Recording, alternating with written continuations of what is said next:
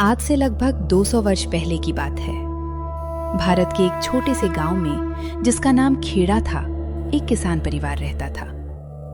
यशोदा और भोला काका का घर, जहां मेहनत तो बहुत थी मगर सुख बहुत कम। सुंदर की शादी हुई। दुल्हन आई जिसका नाम था कृष्णा। बड़ी बड़ी आंखें, दिल में ढेर सारी उम्मीदें और ये विश्वास कि वो अपने प्यार से सास को मां बना लेगी। डोली से उतरते समय कृष्णा ने घर की देहरी को माथा टेका। यशोदा दरवाजे पर खड़ी थी। उसके चेहरे पर कोई मुस्कान नहीं थी। कृष्णा, देख तुझे कितना सुंदर घर मिला है। हाँ राधा, बस दुआ करना कि सब कुछ अच्छा रहे। कृष्णा को नहीं पता था कि इस देहरी के पीछे उसका क्या इंतजार कर रहा था। घर के अंदर प्रवेश करते ही यशोदा ने कृष्ण को ऊपर से नीचे तक देखा, मानो वो किसी सामान की जांच परख कर रही हो। तो ये है नई बहू।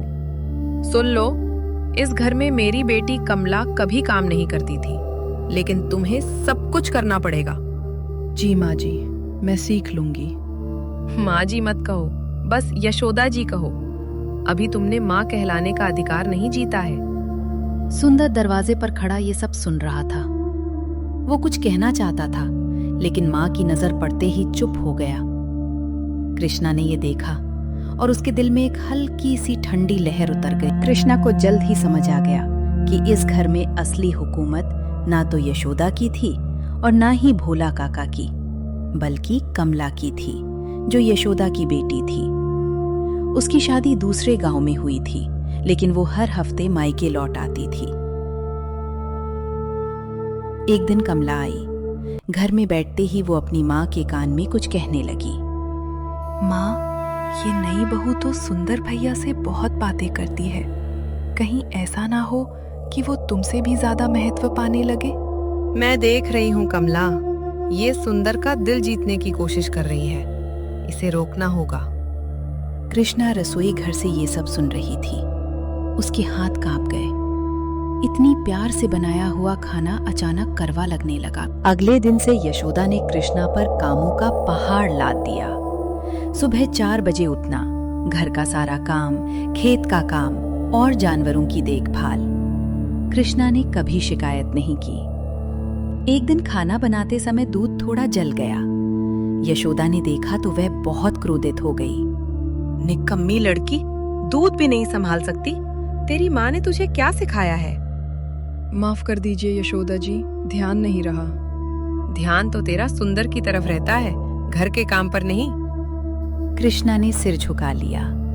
उसने आंसू रोक लिए, क्योंकि रोने से यशोदा और अधिक गुस्सा हो जाती थी। उस रात कृष्णा ने सुंदर से कुछ नहीं कहा, बस चुपचाप लेट गई। कुछ दिनों बाद राधा कृष्णा से मिलने आई। दोनों आंगन के कोने में बैठी।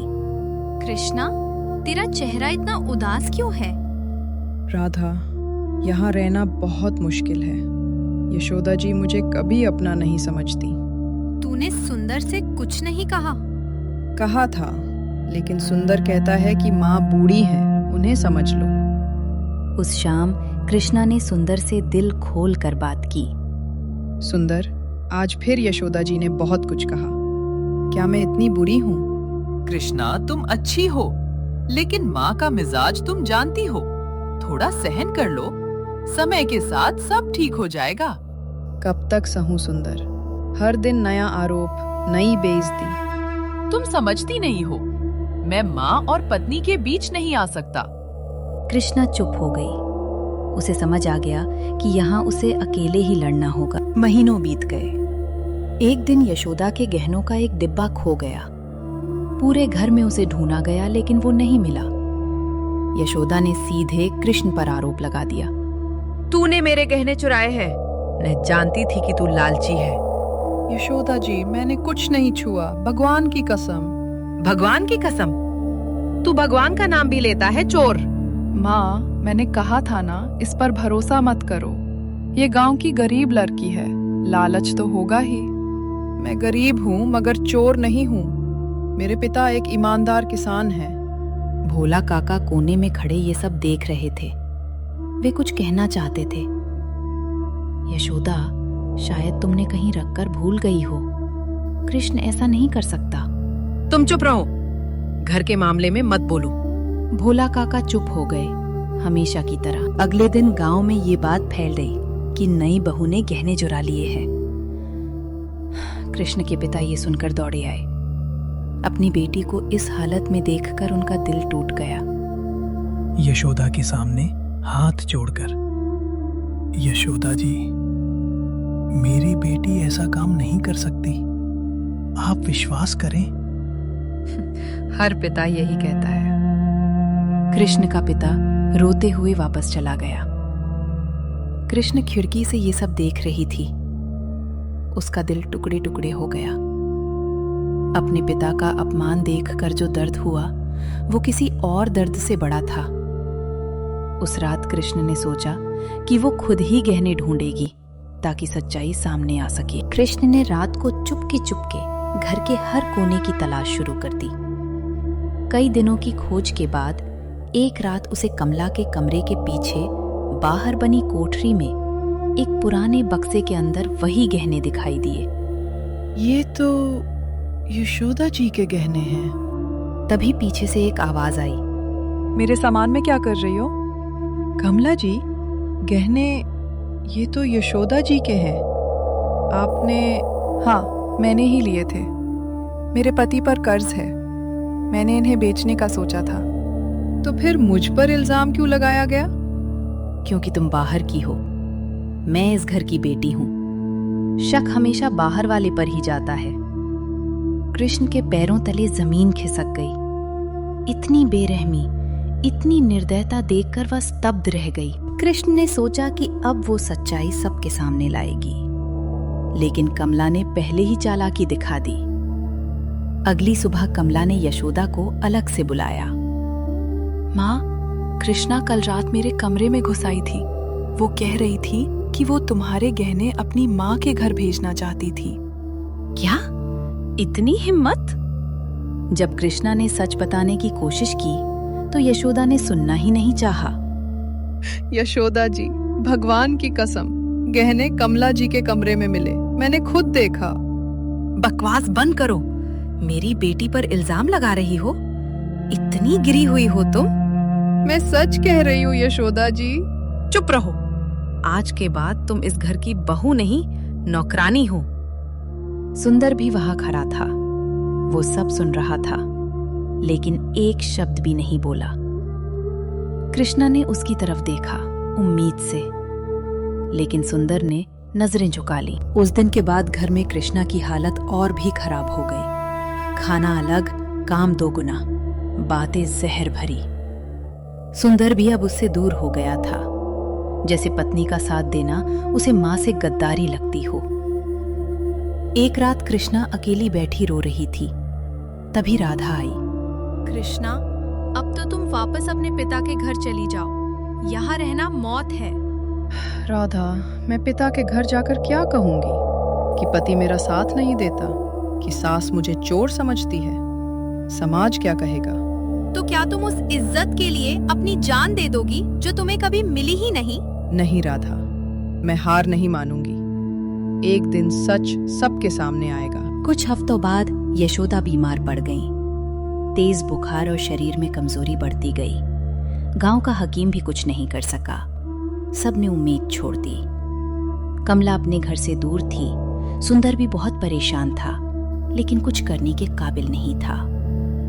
ऐसे में कृष्णा ने उस पर हुए सारे अत्याचारों के बावजूद दिन रात यशोदा की सेवा की। यशोदा जी, दवा ले लीजिए, आप ठीक हो जाएंगी।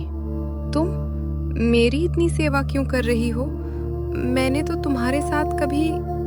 आप मेरे पति की माँ हैं, यही मेरा कर्तव्य है। यशोदा की आंखों में पहली बार कोई और भाव आया। शायद शर्मिंदगी, शायद पछतावा। लेकिन वो अभी इतनी कमजोर थी कि बोल नहीं पा रही थी। इसका हिंदी अनुवाद। सुबह होते होते यशोदा को होश आया। उन्होंने कमजोर आवाज में कृष्ण को बुलाया। एक रात यशोदा की तबीयत और बिगड़ गई। सब घबरा गए। कृष्ण ने पूरी रात जागकर उनकी देखभाल की। कृष्ण, पास आओ। जी यशोदा जी।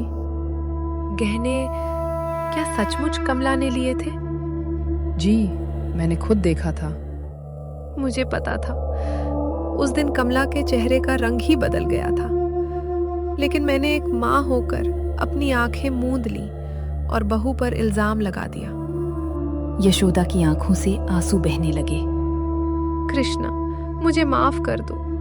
मैंने तुम्हें कभी अपनी बेटी नहीं समझा।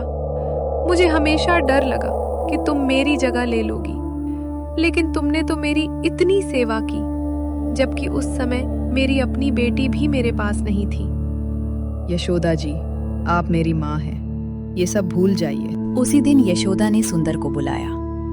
सबके सामने उन्होंने सच्चाई बता दी। सुंदर, कृष्णा ने कभी चोरी नहीं की, ये कमला ने किया था। मैंने अपनी बेटी के लिए बहू की इज्जत मिट्टी में मिला दी। माँ, आप ये क्या कह रही हैं? सच कह रही हूँ बेटा, और तुमने भी कभी अपनी पत्नी का साथ नहीं दिया। तुम भी उतने ही दोषी हो जितनी मैं। सुंदर कृष्णा के पास आया, शर्मिंदा और टूटा हुआ। कृष्णा, मुझे माफ कर दो, मैं डरपोक निकला। सुंदर, माफी शब्दों से नहीं आती, समय से आती है। गांव में बात फैल गई कि यशोदा ने सच स्वीकार कर लिया है। कृष्णा के पिता भी आए, आंखों में आंसू लिए। यशोदा ने उनके सामने भी माफी मांगी। सब कुछ ठीक होने की उम्मीद जाग उठी, लेकिन किस्मत का खेल अभी खत्म नहीं हुआ था। सच बोलने के बाद यशोदा की तबीयत थोड़ी सुधर गई थी, लेकिन कुछ दिनों बाद अचानक रात में उसकी हालत फिर बिगड़ गई। इस बार इतनी ज्यादा कि हकीम भी कुछ नहीं कर सका। सुबह होते होते यशोदा का निधन हो गया। घर में मातम छा गया। सुंदर फूट फूट कर रो रहा था। भोला काका चुपचाप बैठे थे, मानो उनकी जिंदगी ही थम गई हो।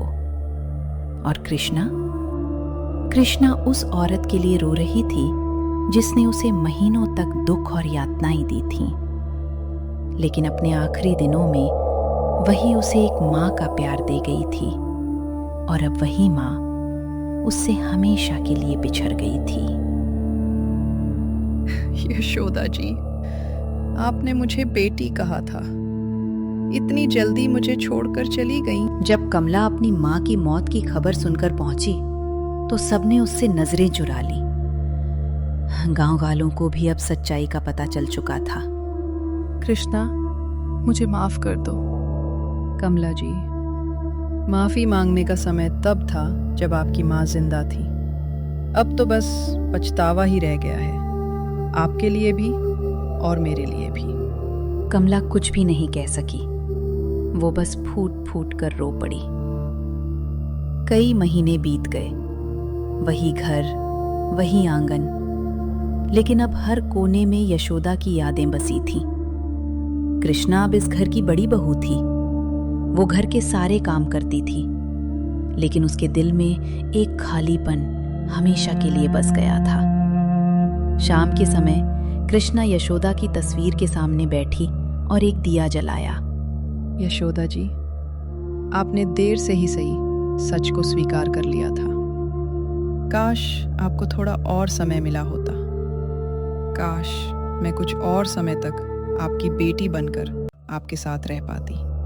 कृष्णा, अब रो मत, तुमने अपना फर्ज पूरा कर दिया है। राधा, कभी कभी सच बहुत देर से आता है, इतना देर से कि सुनने वाला चला जाता है, बस पछतावा रह जाता है, और वो पछतावा जीवन भर साथ रहता है।